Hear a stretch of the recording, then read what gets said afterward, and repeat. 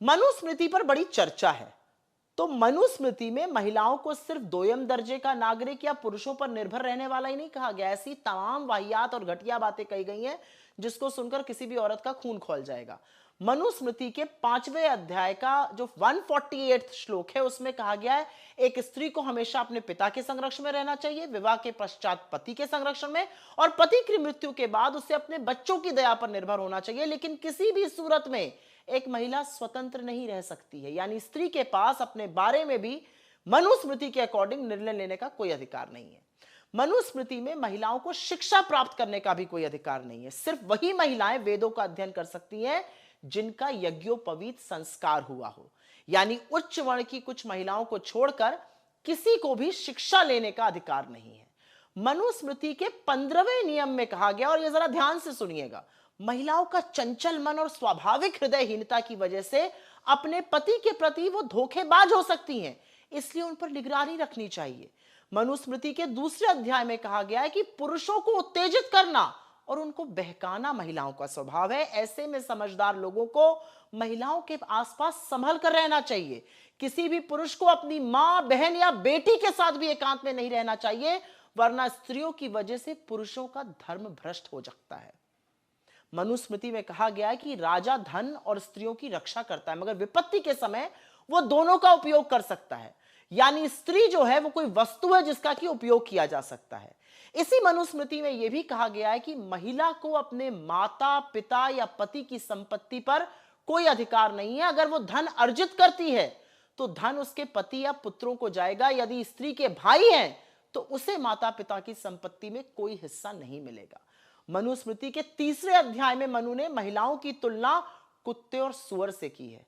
उसने उसमें कहा है कि जब ब्राह्मण भोजन करे तब उन्हें किसी सुअर, मुर्गे, कुत्ते, किन्नर या महिला जिसको पीरियड्स हो रहे हो उसको देखना भी नहीं चाहिए। 3रे अध्याय में यह भी कहा गया है कि उस महिला से विवाह ना किया जाए जिसके बाल और आंखें लाल हो, या एक ऐसी महिला जो नीच जाति की हो। मनुस्मृति के 11वें श्लोक में कहा गया है कि जिस स्त्री के भाई ना हो या जिसके पिता का कोई पता ना हो, उस लड़की से शादी करना भारी भूल होती है, उससे शादी नहीं की जानी चाहिए, जबकि बिना बाप के पुत्र से शादी करने में कोई दिक्कत नहीं है। और ऐसी मनुस्मृति के बचाव में कौन उतरा है? बीजेपी और आरएसएस के मुख्य पत्र ऑर्गेनाइजर ने तो हमारा संविधान बनने पे कहा था मनुस्मृति संविधान बनना चाहिए। इनके सबसे बड़े युग पुरुष सावरकर ने क्या कहा था? हमारा संविधान तो जो सबसे बड़ा स्क्रिप्चर है, जो वेदों के बाद आता है मनुस्मृति, वो होना चाहिए।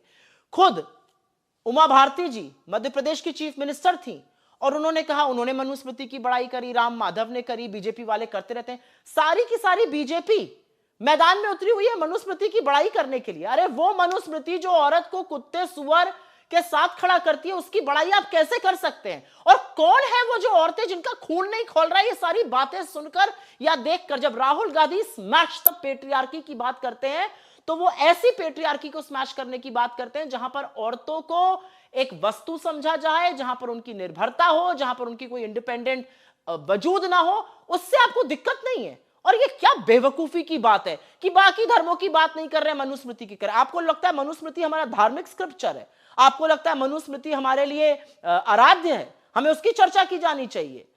भाई मनुस्मृति को बीजेपी वाले तो अपना संविधान बनाने को कहते हैं, तो उसी की चर्चा होगी ना। आपके अकॉर्डिंग तो जब राजा राम मनोहर रॉय सती प्रथा को खत्म कर रहे थे तो कुछ ऐसे लोग हैं जो उनसे कहते हैं नहीं नहीं, पहले बाकी धर्मों में कुरीतियां ढूंढिए फिर ये खत्म होगी। जिस कुरीति के बारे में जब बात की जाए वो कम है। मनुस्मृति में जिस तरह की घटिया वाहियात बातें लड़कियों के लिए, महिलाओं के लिए कही गई हैं, वो हमारे धर्म पर, हमारे समाज पर, आधी आबादी के नाम पर काला धब्बा है और उसकी जितनी भर्त्सना की जाए कम है। और ये सारे बीजेपी वाले, चाहे वो उत्तर प्रदेश के मुख्यमंत्री हो, चाहे बाकी बीजेपी के लोग हो, आप मनुस्मृति के बचाव में खड़े। शर्म नहीं आती आपको? आपको शर्म नहीं आती कि एक ऐसा ग्रंथ है, एक ऐसी राइटिंग है जो महिलाओं को कुत्ते सुअर से कंपेयर करती है, जो कहती है कि महिलाओं के अपनी मां बहन के आसपास एक पुरुष नहीं रह सकता क्योंकि महिला पुरुष का मन विचलित कर देती है। शर्म आनी चाहिए आप लोग।